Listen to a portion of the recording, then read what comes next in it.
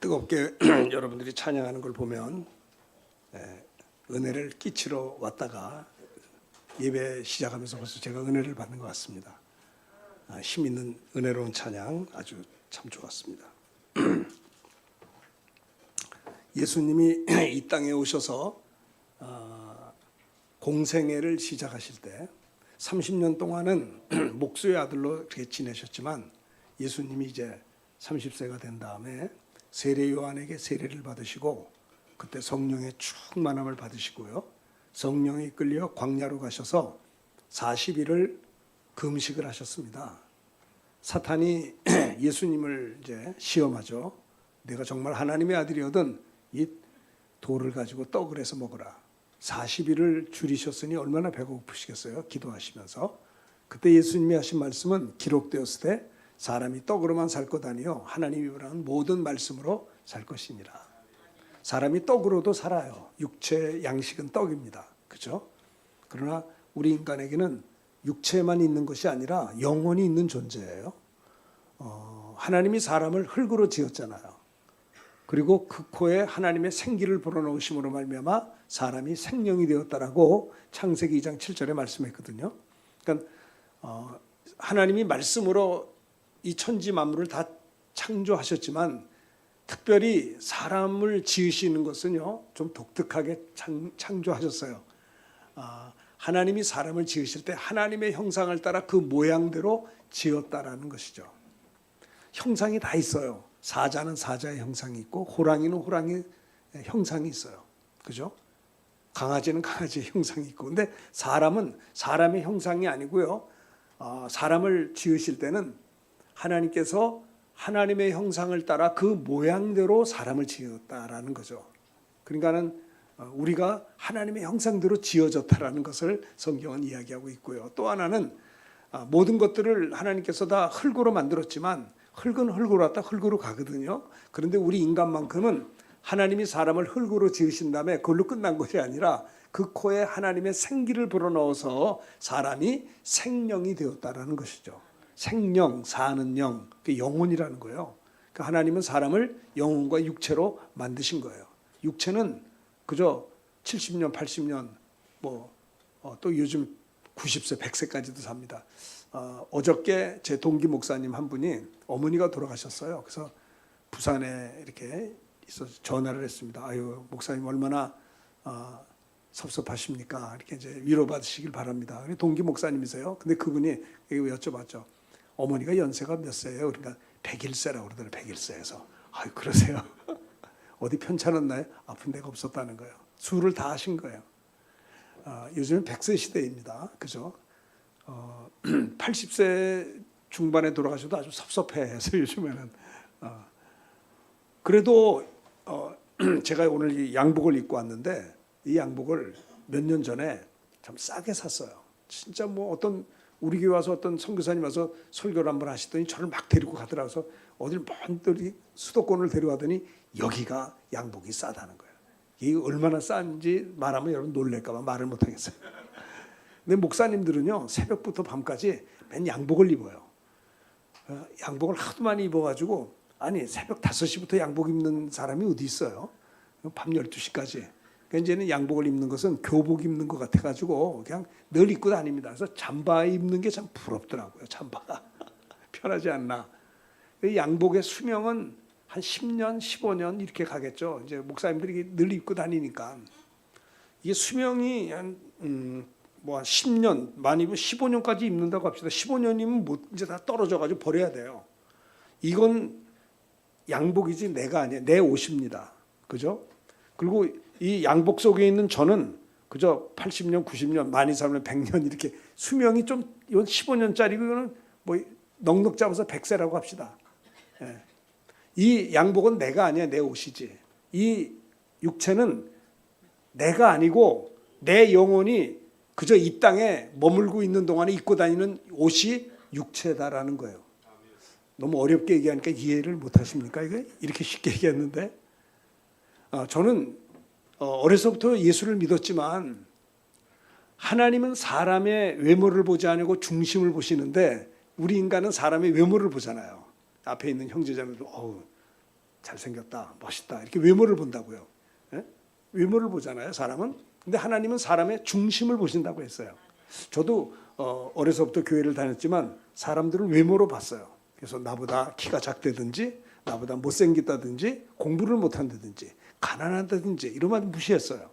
예? 그리고 나보다 좀 잘난 사람 앞에서는 또 열등감을 가졌지만 안 그런 척하고 살았어요. 세상에 나와 똑같은 사람은 없어요. 다 비교해 보면 그러니까 외모로 사람을 이렇게 판단한 것이 우리들이었어요. 그런데 저도 은혜 받고 난 다음에 제가 뭘 깨달은 줄 아세요? 저는 어려서부터 교회를 다니기 때문에 목사님들의 설교를 귀에 못이 박이도록 들었어요. 하도 많이 들어가지고. 그런데 늘 귀로만 들었던 하나님을 저는 체험하고 싶었어요.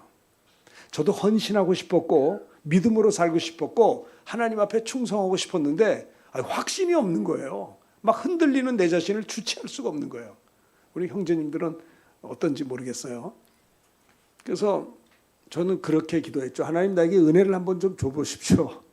내가 하나님을 깊이 체험하면 헌신. 근데 교회에서는 뭐 충성하라 헌신하는데 내가 별로 이렇게 주님을 귀로만 들었지 체험하지 못한다면은요. 이게 은혜를 너무 세게 받아도 안 되겠더라고요. 너무 은혜를 많이 받으면 주님 앞에 가서 다 뺏기는 것 같았어요. 그래서 은혜 받는 것도 부담스러웠었어요.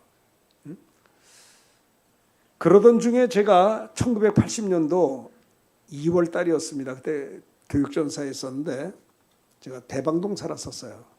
교육전사로 79년도부터 제가 교회 전도사로 했었는데 우리 친구 전사님이 저희 집에 찾아와서 저를 붙들고 기도를 해주셨어요. 저는 그날을 잊을 수가 없어요. 그 친구 전사님이 금호동 사는 친구인데 제가 대방동인데 타고 온 거예요. 80년도 2월이었어요. 아침부터 와서 저를 붙잡고 대화하면서 기도해 주었어요. 기도해 주었는데 정말 결론적으로 말하면 그 친구 기도 덕분에 제가 통성기도가 터지고 처음으로 그때 전도사인데도 방언도 할 줄 모르는 그랬었는데 그때 제가 방언을 받고요. 또 하나는 7년 동안 제가 위장병으로 고생을 했는데 그 친구하고 기도하기 전까지만 해도 아팠던 배가 그 친구하고 기도해서 깨끗이 나았어요. 깜짝 놀랐어요. 이게 뭐야 이게. 귀로 들었던 하나님을 체험하게 되었어요. 와, 이보다 더 큰 기쁨이 어디 있을까요? 늘 보일 듯이 보이지 않는 하나님이신 것 같았는데 나에게도 이렇게 하나님을 경험할 수 있구나. 아니 그렇게 체험이 없었기 때문에 헌신을 못했어요. 세상의 유혹을 이기지를 못했어요. 한 번밖에 없는 인생 어떻게 살아야 되는지 목사님은 많이 말씀을 했지만 아니 듣기는 들었는데 안 움직여지지 않는데 어떻게 해요? 제가 그때 은혜 받은 다음에 제가 완전히 변화가 되었어요. 기도 응답에 확신을 갖게 되었어요. 기도가 무거운 짐인 줄만 알았는데 기도는 응답이 있더라 이 말이에요. 와, 난 여러분 우리 여러 성도들도 이런 은혜가 있게 되기를 축원합니다. 네, 그래야지 여러분들도 힘있게 신앙생활하지. 그렇지 않으면요 앉아 있는 게 힘든 거예요. 언제 이 시간 끝나나 이렇게 설교가 긴가? 어떻게 우리 교회는 새벽하고 저녁 2번이나 예배 드리나 날마다 드리나 힘들어 하실 거예요. 근데 은혜 받고 나니까 그렇지 않아요. 여러분들도 정말 그때 제가 깨달은 게 육체가 난 줄 알았는데 육체가 내가 아니다. 영혼이 나다라는 걸 발견하게 되었어요. 사람을 외모로만 판단했던 내 자신이 얼마나 어리석었는지 모르겠어요. 그때부터는 사람을 영혼을 보기 시작했어요. 이 육체는 내 옷이다라는 걸 알게 되었어요. 사람은 누구나 죽어요. 저희 어머니도 7년 전인가 6년 전에 91세로 돌아가셨어요. 나는 우리 어머니는 또 오래 사실 줄 알았는데 돌아가시더라고요. 이 육체는 언젠가는 흙으로 가게 돼 있는 거예요. 교통사고 나면 더 빨리 갑니다. 병 들으면 더 빨리 가요. 이 육체는요, 이게 잘 오래오래 장수하면 우리 친구 어머니처럼 101세까지 사시는 분도 계세요. 그죠? 그런데 언젠가는 흙으로 가. 이건 내가 아닙니다. 내 영혼이 이 땅에 입고 다니는 옷에 불과해. 이 양복은요, 내가 좀 싸게 샀는데 이거 10년, 15년 있으면 갖다 버릴 수밖에 없는데 못 입습니다. 이거는요. 어떻게 입겠어요? 매일 입으니까 다 달아가지고. 예? 마찬가지예요. 이거는 수명이 10년, 15년인데 요거는 기껏해야 100년. 100년이면 다 흙으로 가게 돼 있는 거예요. 근데 중요한 것은 뭐냐? 이 육체가 있을 때 예수 믿어야지. 육체가 마감되면 기회가 없어요. 일평생을 강도짓했던 불쌍한 사람이 있었습니다. 그가 예수님 옆에 우편강도인데 그도 자기가 평생을 나쁜 짓하고 강도짓에다가 붙들려서 십자가에 죽게 되었을 때 예수님을 향해 말합니다. 당신 나라에 임할 때 나를 좀 기억해 주시지 않겠습니까? 그는 자기 죄 때문에 십자가에 못 박혀 죽고 있었어요. 그 강도가. 근데 예수님이 십자가에 피 흘려 죽으시는 걸 보면서 그 강도가 생각했어요. 저분은 죄가 없는데 내가 길 가다가도 나쁜 짓에 강도가 뭐 이마에다 강도라고 써붙이는 거 아니잖아요. 예수님이 가는 곳마다 병든 자를 고치고 오병이어 이적을 행하는 것을 이 강도도 구경했을 같은 동네 사니까 봤을 거예요. 그러나 자기는 어쩔 수 없이 배운 게 그거밖에 없어서 하나님을 모르고 가니까는 죄만 짓고 살다가 붙들려 죽게 되었을 때 예수님도 십자가에 돌아가시는 걸 보고 저분이 보통 분이 아니라는 걸 알았거든요. 바람과 풍랑을 꾸짖어 잠잠시키는 것입니다. 물이 포도주가 되게 하셨습니다. 나병 환자 10명이 왔는데 주님께서 제사장의 내 몸을 보이라 할 때 돌아가다가 깨끗이 고침을 받게 되었습니다. 예? 소경이 주님 앞에 왔는데 눈을 뜨고 가는 겁니다. 귀머거리가 주님 앞에 올 때는 안 들렸는데 오니까 귀가 열리는 것을 보았어요. 그러니까는 사람이 죽음 앞에서는 정직해지거든요. 그래서 이 십자가 우편 강도가 생각할 때 나는 이렇게 내 죄 때문에 죽지만은 저분은 하나님의 아들이며 구세주임을 알고 나를 기억하시면 안 됩니까? 이렇게 육체가 이제 좀 있으면 마감되는데 그 전에 고백할 때 주님께서는 오늘 내가 나와 함께 낙원에 있으리라. 여러분 육체는 기회입니다. 어떤 기회? 회개할 수 있는 기회, 예수 믿을 수 있는 기회, 구원받을 수 있는 기회가 되는 것입니다. 육체가 마감되면 기회는 없어요. 제가 오늘 이 마태복음 16장 13절부터 20절의 말씀을 통해서 예수님이 빌립보 가이사랴 지방에 이르렀을 때 제자들이 질문합니다. 제자들에게 주님이 질문하시기를 사람들이 나를 누구라 하느냐. 예수님은 궁금해 하셨어요. 이 동네 사람들이 예수님을 어떻게 말하고 있는가에 대해서 궁금하셔서 사랑하는 제자들을 향해서 가이사랴 빌립보 지방에 있을 때 제자들에게 질문하신 것이 인자를 보고 사람들이 누구라고 하느냐라고 제자들에게 말씀하실 때 제자들 중에 하나가 하는 말이 어떤 이들은 세례 요한이라고 합니다. 어떤 이는 엘리야, 능력 있으니까 엘리야라고 합니다. 어떤 이는 에레미야나 선지자 중에 하나라고 합니다라고 그렇게 사람들이 예수님을 말한다라고 제자들이 예수님에게 대답을 한 것입니다. 그때 예수님께서 제자들에게서 너희는 나를 누구라 하느냐 그랬더니 베드로가 하는 말이 주는 그리스도시요 살아계신 하나님의 아들이시니다. 한번 따라해 봅시다. 주는 그리스도시요 살아계신 하나님의 아들이시니다. 예수님이 누구예요? 그리스도는 구세주를 말합니다. 구세주가 뭐예요? 세상을 구원하는 주님이 구세주라는 말입니다. 예수님이 누구냐? 성인 군자가 아니에요. 예수님이 누구냐? 종교를 만든 사람이 아니에요. 기독교는 종교가 아니에요. 창조주와 피조물과의 본질적인 거지. 사람들이 볼 때는 기독교를 종교가 아니에요.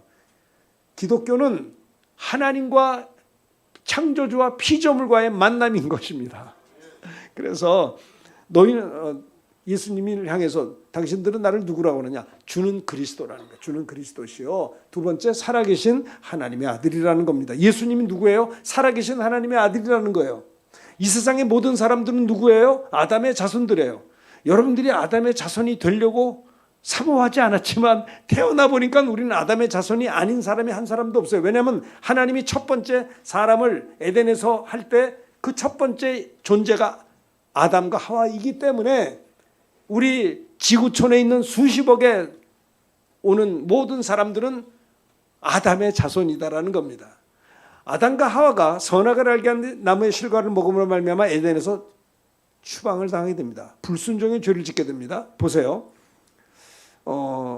아담과 하와가 그 선악을 알게 한 나무의 실과를 먹음으로 인해서 먹지 말라고 했는데 먹는 날에는 내가 정령 죽으리라고 했는데 유혹을 합니다. 너도 선악을 알게 한 나무의 실과를 먹으면 하나님처럼 눈이 밝아져서 하나님과 같이 될 거야. 이랬어요. 그래서 갑자기 이런 교만한 마음이 들어서 선악을 알게 한 나무를 먹음으로 인해서 인간에게는 죄가 들어왔어요. 죄 때문에 인간에게는 죽음이 찾아오게 된 것입니다. 모든 사람이 죄를 지었다는 것은 무슨 말이냐면 모든 사람이 아담의 자손이다라는 말입니다. 내가 태어날 때 저는 윤씨로 태어났어요. 왜? 태어나 보니까 저희 아버지가 윤 씨더라고요. 내가 윤 씨가 되려고 사모한 적이 없어요. 마찬가지예요. 내가 어머니 뱃에서 태어나는 순간에 아담의 자손으로 태어나게 되는 겁니다. 내가 뭐 아담의 자손으로 태어나려고 한 게 아니에요. 아담의 자손으로 태어났다는 말이 무슨 말이냐? 의인으로 태어나지 않았다라는 말입니다. 요즘에 사과가 굉장히 대풍이에요. 사과나무를 이렇게 봤더니 무슨 대추 달리듯이 사과가 달려있더라고요. 사과나무가 왜 사과 열매를 맺습니까?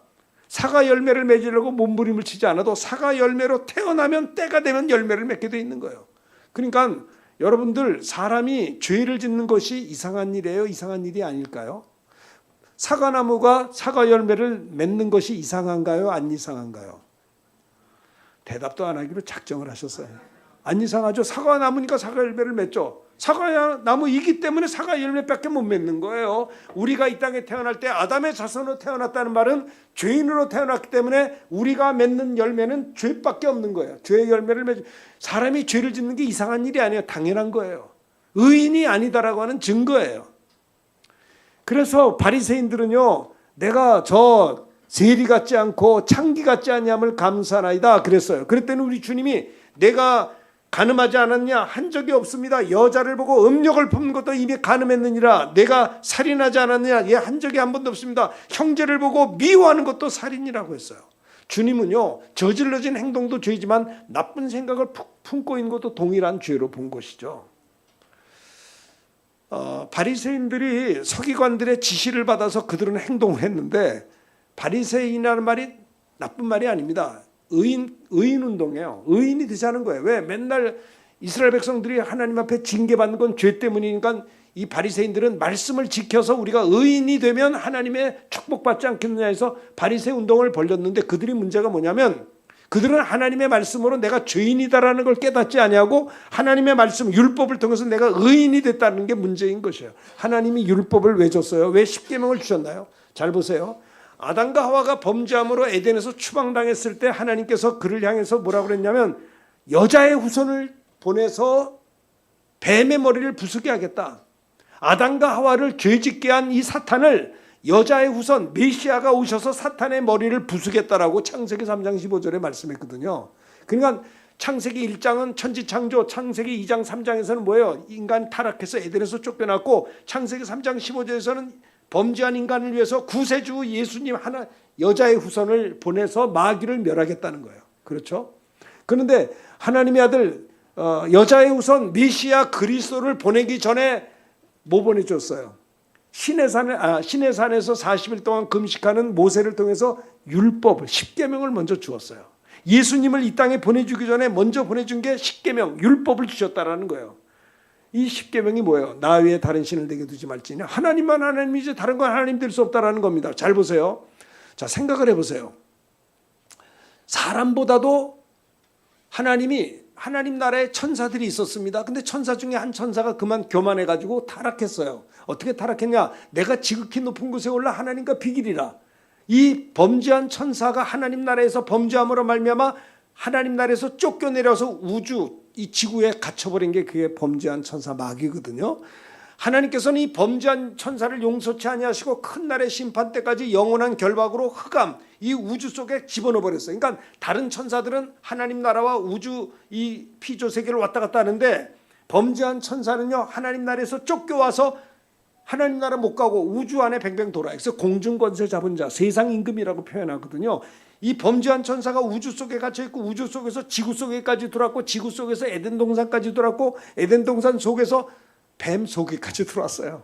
뱀 속에까지 들어와서 이 범죄한 천사 마귀가 하나님의 형상을 따라 그 모양대로 지음받은 아담과 하와를 또 시험하는 겁니다. 너도 선악과 먹어도 괜찮아. 먹으면 하나님처럼 눈이 밝아질 것이야.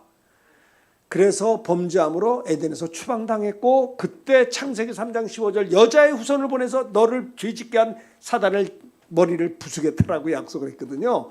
메시아가 오시겠다는 겁니다. 구세주가 온다는 거예요. 내가 먹는 날에는 정령 죽으리라. 먹는 거는 첫째 아담이 먹었지만 정령 죽은 것은 둘째 아담이 오셔서 피 흘려 죽으셨다라고 하는 것을 말씀하고 있는 것이에요. 자, 보세요. 그런데 하나님께서는 메시아 구세주, 우리 인간의 죄를 몰수하실 구세주를 보내기 전에 율법을 시내 산에서 십계명을 줬거든요. 십계명은 나 외에 다른 신을 내게 두지 말라는 겁니다. 이게 무슨 말이에요? 하나님만 하나님이지 다른 건 하나님이 아니다라는 거예요. 우상 숭배하지 말지니라. 피조물이 피조물이지, 천사가 아무리 능력이 많아도 천사는 피조물이지 하나님이 아닌 것이거든요. 내가 지극히도 높고 하나님과 비교라. 그러지 말라. 우상 숭배하지 말라는 거예요. 피조물을 신격화하지 말라는 것입니다. 또 하나, 피조물, 그러니까 무슨 뭐 이렇게 돌부처라든가 이런 것도 우상이지만 또 하나 뭐냐면요, 주님보다 다른 것도 사랑하면 우상이 될 수가 있는 거예요. 무슨 말인지 아시겠어요? 어머니들이 모성애가 있어요. 그렇겠죠. 이해합니다. 그런데 주님보다 그 자식을 더 사랑하면 그 자식이 우상이 될 수가 있는 것이에요. 사랑하는 두 남녀가 서로 뜨겁게 사랑합니다. 이해해요. 그런데 주님보다 내 남편, 주님보다 내 아내를 더 사랑하면 그것이 우상이 될 수가 있는 거예요. 자기를 사랑하는 건 본능이에요. 그런데 내 자신, 주님보다 내 자신을 더 사랑하면 나도 우상이 될 수가 있는 거예요. 주님보다 세상 쾌락을 사랑하면 그것이 우상이 돼. 세상 명예를 더 그 명예가 우상이 돼. 우상 숭배하지 말지니라라는 거예요. 마귀에게 속지 말라는 것입니다. 하나님이 십계명을 준 것은요, 하나님을 사랑하고 하나님을 경배하고 마귀에게 속지 말라. 하나님만 하나님이지 다른 건 하나님 아니다. 나 위에 다른 신을 내게 주지 말지니라. 두 번째, 우상 숭배하지 마. 세 번째는 하나님의 이름을 망령되이 이끌지 말라. 하나님과 비기리라. 어떻게 하나님과 비깁니까? 그렇죠. 하나님의 이름을 망령되이 걷는 자는 죄 없다 하지 아니하리라. 네 번째 계명, 안식일을 기억하여 거룩히 지키라는 거예요. 여러분, 안식일의 완성은 예수 그리스도십니다. 그리고 우리 인간의 진정한 안식은 예수 그리스도 안에 있다라고 하는 말입니다. 범죄한 천사는 하나님의 안식을 깨뜨렸어요. 1계명부터 4계명까지는 하나님 사랑하라는 거예요. 하나님을 사랑하는 자는 다른 신 섬기지 않습니다. 하나님을 사랑하는 자는 우상 숭배하지 않습니다. 하나님을 사랑하는 자가 어떻게 하나님의 이름을 망령되이 걷겠습니까? 하나님을 사랑하는 자는 안식일을 기억하여 거룩히 지킵니다. 주일을 거룩히 지켜요. 여러분, 율법과 선지자의 강령은 마음과 뜻과 성품을 내서 주 너희 하나님을 사랑하고 1계명부터 4계명, 그 다음에 5계명부터 10계명까지는 내 이웃을 내 몸같이 사랑하라. 이 대인 계명이죠. 대인 계명 중에 첫 번째가 뭐냐? 주 안에서 내 부모를 공경하면 땅에서 내가 잘 되고 장수한다라는 겁니다. 이것이 약속 있는 대인 계명의 첫 번째 계명이에요. 하나님을 사랑한 자는 첫 번째 이웃을 어떻게 부모를 주 안에서 공경해야 된다라는 것을 이야기하고 있어요. 그러면 어떤 일이 생기느냐? 땅에서 잘 되고 장수하는 것입니다. 천지는 없어져도 주의 말씀은 1.1획도 변치 않고 이루어지는 것입니다. 눈 가리고 아웅이 아니라 정말 주 안에서 부모를 공경한다면 주님께서 잘 되게 하시고 장수하는 거예요. 제 선배 목사님이 지난번에 식사하고 커피를 마시는데 참 그분도 굉장히 어려운 질병 걸렸다 살아나셨어요. 그래서 목사님 큰일 날 뻔했어요. 그분 참 연세가 이제 80이 다 되신데 이렇게 회복이 됐어요. 그랬더니 우리 홍 목사님 어떻게 이렇게 건강 회복이냐. 그분이 하는 뭐라고 그러냐면 커피를 마시면서 윤 목사님, 내가 우리 어머니를 7년 동안 뒷바라지 다 했다는 거예요. 대소변 다 받고 우리 집사람하고 둘이서 그래서 나는 주 안에서 부모를 공경하기 때문에 장수할 거라고 그래서 내가 아멘 그랬어요. 이건 너무 차원 높은 얘기하니까 이해들을 잘 못하시는 것 같아요. 정말입니다. 천지는 없어져요. 하나님 말씀은 1.1획도 변치 않는 것이에요. 하나님이 인정하시는 것을 말하는 겁니다. 근데 뭐 이렇게 제가 소리를 질러도 제 부모님은 다 돌아가셔가지고요. 방법이 없어요. 근데 이거는 가르쳐야 되는 거예요. 대인계명의 첫 번째, 주 안에서 내 부모를 여섯 번째는 뭐예요? 살인하지 말라가요? 헷갈리네. 미워하지 말지니라. 7번째는 간음하지 말지니라. 여인을 보고 음욕을 보니 이미 마음에 간음했느니라. 악한 생각도 동일하게 보세요. 따라합시다. 악한 생각은 2초 이상 하면 안 된다. 이건 성경에서 내가 만든 거예요. 잘 보세요. 악한 생각이 왔어요. 1초. 예수 이름으로 떠나가라. 1초. 이거 빨리 쫓아야 돼요. 할렐루야. 근데 어떤 사람은 악한 생각이 왔는데 이걸 주야로 묵상을 해요. 이거는 이제 망하려고 작정한 사람이에요. 나쁜 생각이 누구나 와요. 뭐 저에게는 안 오겠어요. 저도 오만 잡념이 나쁜 생각이 와요. 그러나 예수 이름을 물리치는 것입니다. 우리는 로봇가 아니에요. 인격이 있는 할 수도 있고 안 할 수가 있어요. 여기 우리 목사님이 저에게 물을 주셨습니다. 저는 이걸 먹을 권리도 있고 안 먹을 권리도 있어요. 내가 이걸 안 먹을 권리가 있으나 내가 목이 시원할 권리가 없기 때문에 한 잔 먹게 되는 것입니다. 이렇게 썰렁한 이야기를 했는데도 웃지 않는 거 보니까 상처가 많으신 것 같아요, 여러분들. 어떤 사람은 웃는 게 아니라 비웃는 것 같아요. 그리고 주무시는 분은 또 뭐예요? 잠을 밤에 잘 때는 누가 바시락거리고 막 소리 지르는데 이렇게 소리 지르는데도 한 번도 안 깨. 계속 자. 이거 무슨 잠자는 능력을 받으신 것 같아요.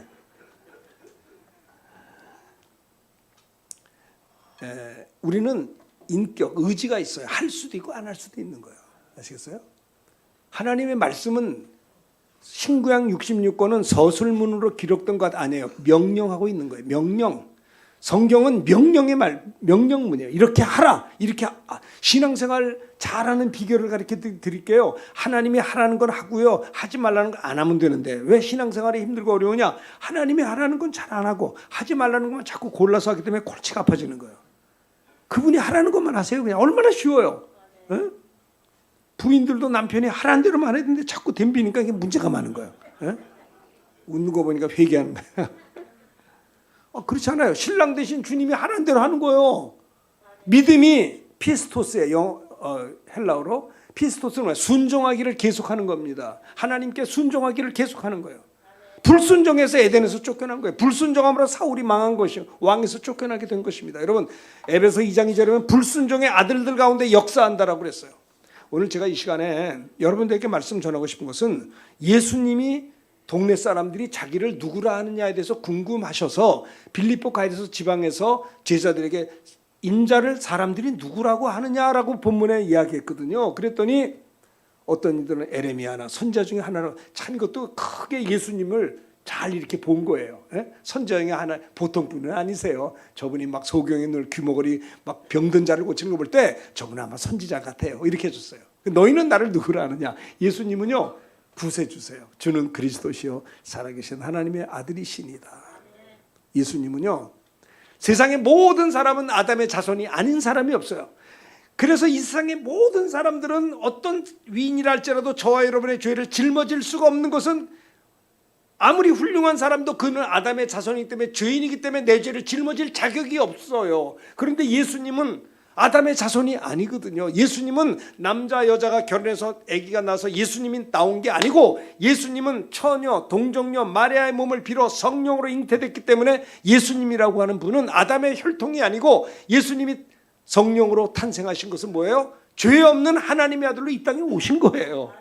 예수님이 누구라고요? 살아계신 하나님의 아들이세요. 그래서 우리의 죄를 짊어지고 여러분 예수님은 죄가 없으시기 때문에 죄값은 사망인데 예수님은 죄가 없기 때문에 십자가에 못 박혀 피 흘려 죽으실 수가 없는데도 불구하고 저와 여러분들이 태어나기 2000년 전에 예수님이 골고다 십자가에서 못 박혀 피 흘려 죽으셨단 말입니다. 예수님은 죄가 없으면 죽지 않아야 되는데 예수님은 죄가 없는 분인데 십자가에서 못 박혀 피 흘려 죽은 것은 저와 여러분의 죄를 예수님이 짊어졌다는 증거가 되는 거예요. 예수님이 죽는 순간에 저와 여러분의 죄가 해결된 것이다라는 거예요.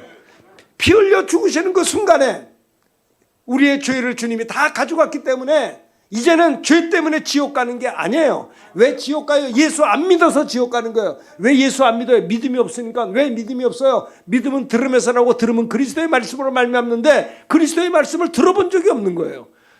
말씀을 전해도 귀담아 듣지 않았어요. 또 전해주는 사람도 없었고요. 믿음은 들음에.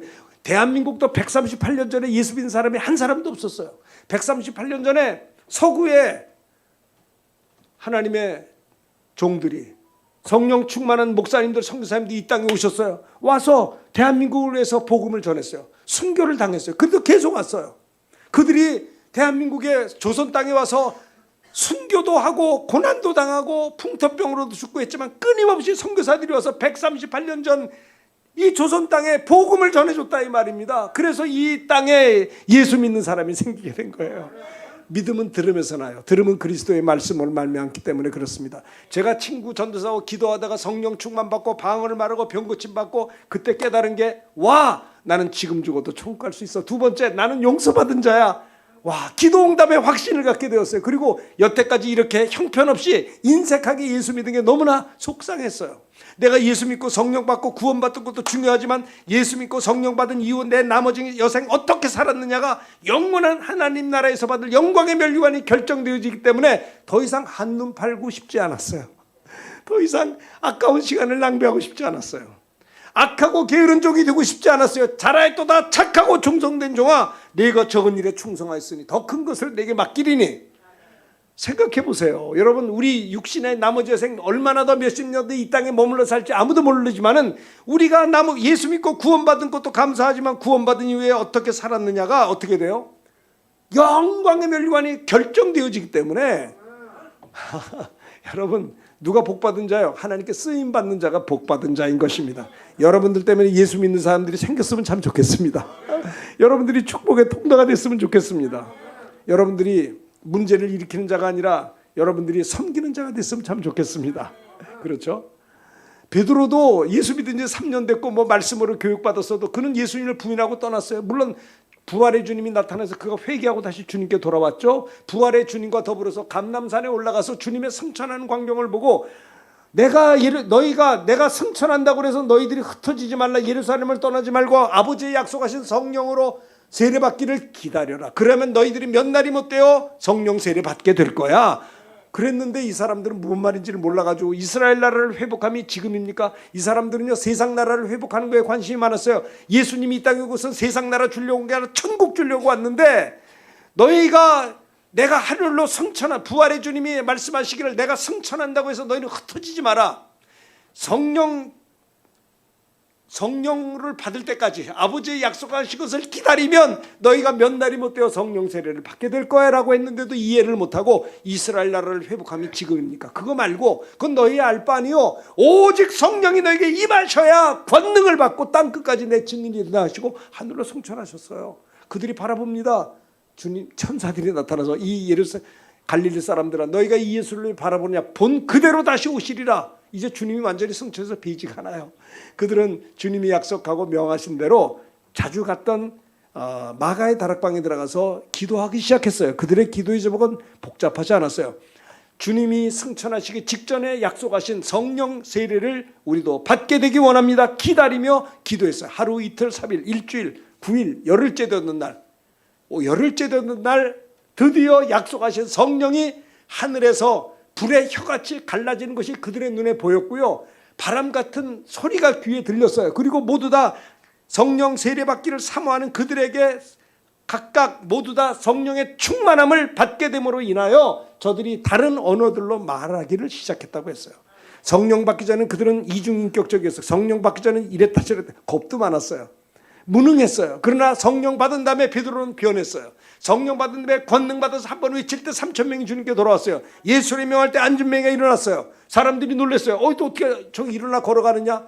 베드로가 말합니다. 이 사람들아, 우리의 경건과 능력으로 이 사람이 일어난 것처럼 왜 우리를 주목하느냐? 너희가 십자가에 못 박아 죽인 예수를 우리 하나님이 살리셨고 우리는 이 일의 증인이라 하면서 예수님께서 우리의 구주다, 구약에 나타난 메시아, 예언된 예수야가 당신들이 십자가 못 박아 죽인 예수 어찌할꼬 회개하고, 사도행전 4장 4절에 보면요, 5,000명이 예수를 믿었어요. 전도할 때. 예수 믿은 지 3년밖에 안 됐어요. 여러분 가운데 30년 50년도 있는데 이게 세상에 말이 됩니까? 난 그게 참 은혜가 되지 않고 시험 들더라고요. 아니, 베드로는 어째 예수 믿은 지 3년밖에 안 됐는데 3,000명 5,000명인데 나는 3명 5명도 없고. 예? 베드로만이 독점하는 예수님이 어디 계실까요? 베드로가 믿는 예수 우리가 믿습니다. 베드로가 받은 성령 우리가 받았습니다. 하나님이 베드로를 통해 역사했다면 하나님이 우리를 통해서도 일하시기를 우리가 기도해야 될 줄로 믿습니다. 우리 가나안 교회는 정말 초대교회와 같아서요, 어떤 상황이 어떤지 간에 이렇게 아침 저녁으로 집회에 참석하시고 은혜 받고 목사님들과 함께 기도하고 찬양하고, 이게 초대교회 아닐까요? 이게 복받은 거 아닐까요? 영혼의 양식을 이렇게 먹고 기도하는 데가 어디 있습니까? 여러분, 축복받은 것입니다. 저는 여기 목사니까 말씀 전하라고 은혜를 끼치러 오고 여러분들 기대하지만, 저도 이렇게 은혜 받으러 오지만은 사실은 여러분들이 찬송 소리를 들으면 내가 막, 요즘에 근래에 제가 어깨춤을 춰본 적이 없는데 이 어깨춤이 저절로 나와. 이게 참 진짜 그랬어요. 너무 기쁘더라고요. 아, 맞아, 찬양은 저렇게 하는 거야. 요즘 한국 교회가 어렵습니다. 내 이웃 교회 1,000명 모이는 교회가 지금 600명 모여요. 그 목사님 기도 많이 합니다. 날마다 철회하시는 분이세요. 하루 5시간 기도해요. 장로님, 교인들 다 훌륭해요. 그런데 400명이 없어졌어요. 예? 6만 개 교회 중에 1만 개 교회가 없어졌어요. 지금 어떤 교회는 40년 된 교회인데 300명 모였나 그랬었는데, 40주년 가가지고 우리 친구 목사님, 미국에서 목사님 설교인데 큰일 났어. 뭐에 큰일 났어. 그러니까 300명 넘게 모였던 교회가 지금 60명 모인대요. 와. 근데 우리 가나안 교회는 더 커졌어요. 이게 웬일이요? 여러분들이 우리 민족복음화에 앞장서시기를 주의 이름으로 축원합니다. 오늘 아까 목사님 기도하실 때 이 주변에 어려운 사람들 다 찾아가서 하는데 내 막 가슴이 뜨거워지더라고요. 여러분들이 잘하게 되실 줄로 믿습니다. 교회에 세 가지 특징이 있는데 분명한 신앙 고백이 있어야 되는 거예요. 예수님이 누구예요? 하나님의 아들이에요. 누구예요? 우리의 그리스도. 그가 죄가 없는 하나님의 아들이기 때문에 우리의 그리스도가 될 수 있는 거예요. 우리의 죄를 구원해 줄 수 있는 거예요. 예수님 말고는 다 아담의 자손이라 우리 죄를 짊어질 사람이 하나도 없어요. 예수만이 길이요 진리요 생명인 것입니다. 하늘나라 갈 수 있는 길. 다른 이로서는 구원을 수 없나니 천하인간의 구원을 만은 우리 이름을 우리에게 주신 일이 없다고 사도행전 4장 12절에 말씀했잖아요. 하나님이 여러분을 사랑하신 것을 믿으시기를 바랍니다. 하나님이 여러분을 얼마나 사랑했느냐. 독생자를 주시기까지 사랑했어요. 예수님을 우리에게 주시기까지 하나님이 우리를 사랑하셨다니까요. 우리들 같은 것들 때문에 당신의 아들을 십자가에 살을 찢어 피를 쏟게 하셨다니까요. 그렇게 우리를 사랑하셨어요. 더 어떻게 사랑하겠어요? 하나님이 우리를 이처럼 사랑하사 독생자를 주신 목적이 뭐예요? 누구든지 이를 믿는 예수를 믿는 자마다 어떻게 믿어요? 그리스도로 하나님의 아들로 믿는 자마다 죄 사함 받아서 멸망치 않고 영생 얻게 한다라고 하는 겁니다. 하나님이 우리에게 예수님을 왜 주셨어요? 예수를 믿어라. 왜요? 영생을 주시겠다는 겁니다. 80년 90년이 전부 다가 아니라 하나님이 우리에게 주시고자 하는 영생을 주고 싶은 거예요. 영생을 주고 싶은데 죄 있는 자는 영생을 얻을 수가 없어요. 죄를 해결해야 영생 얻는데 죄를 해결할 수 있는 방법은 뭐예요? 예수 믿어야 죄 문제가 해결되는 거예요. 네? 헌금했다고 죄가 용서되는 게 아닙니다. 여러분 예수를 믿을 때 십자가에 못 박혀 피 흘려 죽으신 그 하나님의 아들 예수님을 구주로 믿고 영접할 때 따라합시다. 예수는 하나님의 의이십니다. 또 따라합시다. 율법은 하나님의 의입니다. 십계명은 하나님의 의가 됩니다. 십계명과 율법을 완벽하게 지키면 구원받아요. 십계명과 율법을 완벽하게 지키면 구원을 받고 죄사함도 받고 의인이 될 수가 있는데 문제는 뭐냐? 율법으로는 의롭다함을 육체가 없는 것은 인간의 육신이 연약하여 율법으로는 의롭다함을 받을 사람이 없기 때문에 율법 외에 하나님의 한 의가 나타나는데 그분이 예수 그리스도예요. 예수님이 하나님의 의가 되는 겁니다.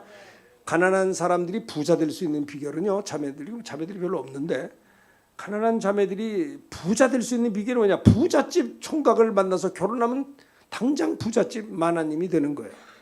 너무 수준 높은 얘기라니까 이해들을 잘 안 가시는 것 같아. 나는 죄인이고 형편없는 존재지만 예수 그리스도를 내가 신랑 되신 예수님을 내 구주로 영접하는 순간에 예수님은 하나님의 의이기 때문에 하나님의 의를 영접하는 순간에 나는 값없이 의롭다함을 받게 되는 겁니다. 율법을 다 지킨 자와 똑같게 됐다라고 하는 거예요. 율법이 하나님의 의인데 율법으로는 육신이 연약하여 의롭다함을 받을 육체가 없어 율법 외에 하나님의 의를 보내 그 예수 그리스도라는 거예요. 하나님이 우리를 구원하려고요. 예수님 보내주셨어요. 그리고 하나님이 우리에게 요구하는 건 뭐예요? 예수 믿으라는 거예요. 어떻게 믿어요? 따라합시다. 주는 그리스도시요 예수님은 구세주시요 하나님의 아들이십니다. 베드로가 이 고백할 때 바요나 시몬아 내가 복이 있도다 이것을 내게 알게는 혈리가 하늘에 계신 내 아버지시니라. 내가 이 반석 위에 이 신앙 고백의 반석 위에 내 교회를 세우리니 교회는 뭐냐? 빌딩이 교회가 아니에요. 물론 예배드리는 곳이 예배당이라고 하죠. 그러나 교회는 이런 주는 그리스도시요 살아계신 하나님의 아들이시니다라고 신앙 고백이 있는 분들이 모인 것이 에클레시아 교회다라고 하는 거예요. 아시겠죠? 주는 그리스도시요 살아계신 하나님의 아들이시니다. 따라합시다. 예수님, 하나님의 아들 예수님을 내 구주로 믿습니다. 이렇게 마음으로 믿어 의뢰고 입으로 시인해서 구원받는 거예요. 그렇죠? 마음으로 믿을 때 의롭다함을 받고 예수를 마음으로 믿을 때 내 저는 주님이 가져갔구나 의인이 될 수 있고 입으로 예수님 내 구주라고 고백하는 순간에 구원을 받게 되는 거예요. 여자들이 아기를 이렇게 임신을 하면 10개월 동안 고생하잖아요. 근데 만삭이 되면 이 아기를 낳아야 되는 거예요. 아기를 못 낳으면 애도 죽고 산모 다 죽어요. 아기를 가진 산모는요 만삭이 돼서 어떻게 해서라도 아기가 나와야 되는 거예요. 나와야 다 살아요. 아기를 마음으로 예수를 믿는 거는 이게 아기를 갖는 거예요. 의인이 되는 거예요. 근데 입으로 예수는 내 구주라고 고백할 때 아기를 출산하듯이 하나님의 자녀로 태어나게 된다라고 하는 겁니다. 구원받게 된다는 거예요. 다시 한번 마음으로 믿어 의인이고 입으로 시인하여 구원받습니다. 기독교는 고백이죠. 입으로 시인해야 되는 거예요. 쑥스러워도 고백해야 돼요. 예수님 내 구주신 것을 내가 믿겠습니다. 예수님 내 구주십니다. 이 말로 십자가 우편강도도 당신 나라에 임할 때 나를 기억하, 그 말 한마디로 오늘 내가 남게 낙원에 있으리라 그랬잖아요. 난 여러분들 가운데 한 사람도 다 하나님 나라 들어갈 수 있게 되기를 예수의 이름으로 축원합니다. 그렇죠. 여기 계신데 만약 하나님 못 갔다 그러면 말이 안 되잖아요. 그래서 여러분 다 최소한 우리가 예수를 주는 그리스도가 살아야 하나님의 아들. 이 신앙 고백이 교회다라는 거예요. 이 교회 특징이 두 가지가 있습니다. 따라합시다. 이 교회 특징이 뭐냐면 한번 따라합시다. 내가 이 신앙 고백의 반석 위에 내 교회를 세우리니 따라합시다. 음부의 권세가 이기지 못하리라. 교회는요 승리한다라는 소리예요. 성도들은요 승리해야 된다라는 겁니다. 우리가 실패하려고 이 땅에 태어난 거 아니에요. 맨날 병들고 맨날 한숨이나 쉬고 맨날 죄나 짓고 맨날 이렇게 실패하려고 인생에 태어난 게 아니라니까요. 내가 이 반석 위에 내 교회를 세우리니 음부의 권세가 이기지 못하리라. 교회만이 승리한다라는 겁니다. 교회만이. 우리가 태어날 땐 아담의 자손으로 태어납니다. 죄인으로 태어납니다. 그래서 죄 짓고 살아요. 고통당하고 살아요. 근데 하나님의 아들 예수님을 구주로 믿고 있는 영접하는 순간에 다시 태어나요. 하나님의 자녀로 태어나요. 하나님의 자녀로 태어날 때 뱀과 전갈을 밟을 권세를 가지고 태어나게 되는 것입니다. 성도들은 예수님 십자가 피 흘려 죽음으로 내 죄 담당하셨고 주님이 사흘 만에 사망 권세 깨뜨리고 부활하심으로 말미암아 주님이 부활하심으로 마귀 권세가 깨뜨려졌기 때문에 예수님을 영접 사망 권세 깨뜨리고 부활 승리하신 예수님이 내 안에 계시기 때문에 우린 예수의 이름으로 넉넉히 승리하게 된다라고 하는 겁니다. 아시겠죠? 어둠이 빛을 쫓는 게 아니라 빛이 어둠을 쫓는다라는 것을 우리는 너무나 잘 알고 있습니다. 세 번째, 그래서요 보면 스데반 집사님은 순교를 당했지만 끝난 게 아닙니다. 스데반 집사님의 순교 때문에 예루살렘에 있는 교인들이 더 이상 견디지 못하고 예루살렘에서 유대 땅 사마리아로 가게 된 거예요. 아시겠어요? 그러니까 마귀는 예루살렘에 전도하지 못하게 막 핍박하고 괴롭히고 사람을 죽이기까지 해서 말살하려고 했으나 스데반 집사님의 순교 때문에 복음이 예루살렘만 있는 게 아니라 유대 땅으로 사마리아로 갔다라고 하는 겁니다. 70년 전에 6.25 전쟁 전에는요 북한이 우리보다 훨씬 더 잘 살았고 예수 믿는 사람이 훨씬 더 많았어요. 그런데 무신론 공산주의가 소련이 들어옴으로 말미암아 어떻게 했어요? 북한에 있는 모든 목사님들 교인들이 다 쫓겨내려왔어요. 그렇죠? 그러면 끝났습니까? 아니에요. 그들이 북한에 있는 목사님들과 교인들이 여기 와가지고 남한을 복음화시켰어요. 예? 남한이 복음화되니까 CNN 방송에서는 우리나라가 랭킹 6위더라고요. 6위. 앞으로 우리나라가 G2가 될 수도 있대요. 대단한 70년 만에 우리나라 엄청나게 1970년도 초만 해도 우리가 북한보다 못 살았었어요. 여러분. 그런데 지금 어떠냐? 경제력이 북한보다 우리나라가 45배로 더 잘 산대요. 이게 참 비참하죠. 북한이. 복음이 들어가는 것마다 하나님이 역사하는 것입니다. 하나님이 축복하는 것이다. 승리하게 하신다라고 하는 겁니다.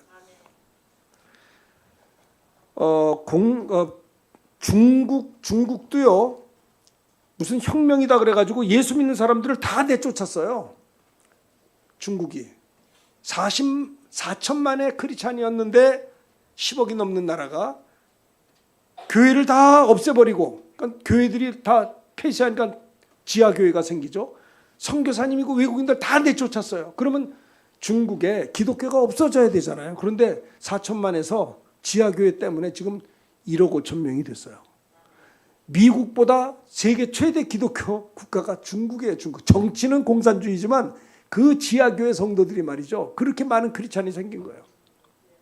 여러분, 주님의 교회는 음부의 권세가 이기지 못하는 겁니다. 승리하는 교회다라고 하는 거예요.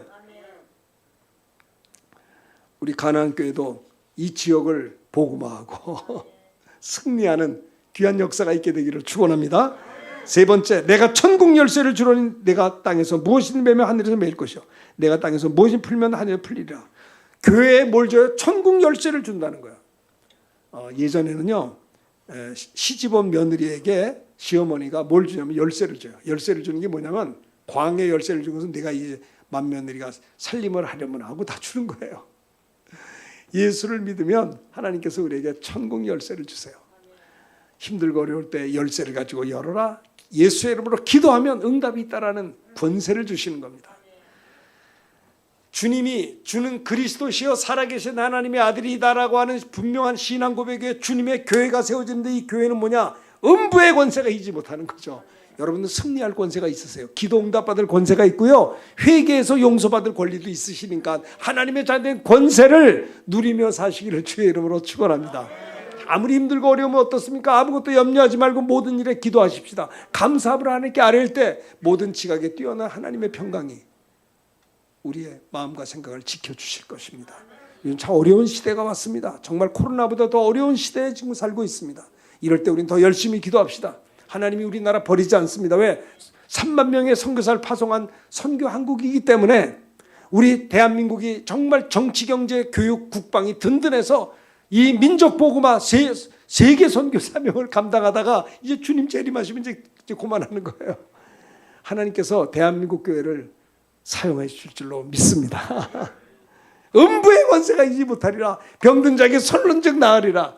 또 내가 이 교회 천국 열쇠를 내게 주려니 땅에서 매면 하늘에서 맬 것이고 땅에서 무엇인지 풀면 하늘에서 풀리라.